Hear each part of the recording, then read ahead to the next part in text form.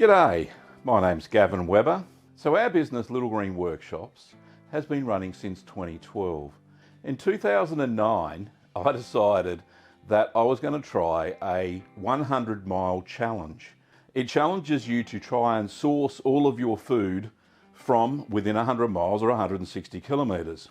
Now, one of those foods that we didn't have, and there weren't any factories at the time, was cheese. So I decided to make cheese. And so therefore I went on a workshop. Now these two lovely ladies taught me how to make feta, and since then I was hooked.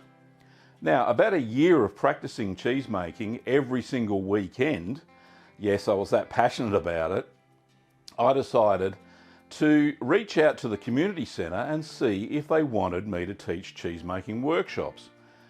I was already an instructor in the Navy when I was stationed at HMAS Cerberus. And I had been teaching seamen how to do radio operator procedures and stuff like that.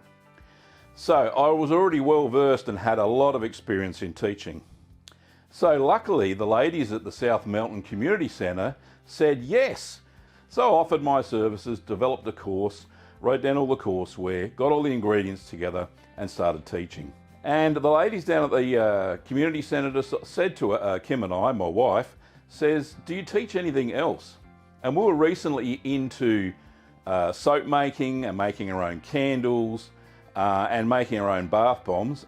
She developed some courseware, so we set up about 3 or 4 different workshops and I helped her teach those as well. Anyway, COVID came along and we unfortunately had to cease teaching workshops, so we had to pivot. Now, we already had an online presence in 2014 and that had been going along okay, but as soon as COVID hit, we couldn't teach workshops, so that was a significant portion of our revenue down the drain. So we had to develop and manufacture kits ourselves, which we managed to do. And during those COVID years, we sold lots of them.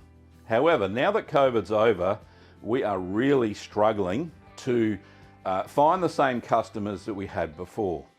The customers that we already have, we send out newsletters every week, and we also create videos for cheese making, soap making, candle making, and they're on YouTube, and that does attract quite a few customers.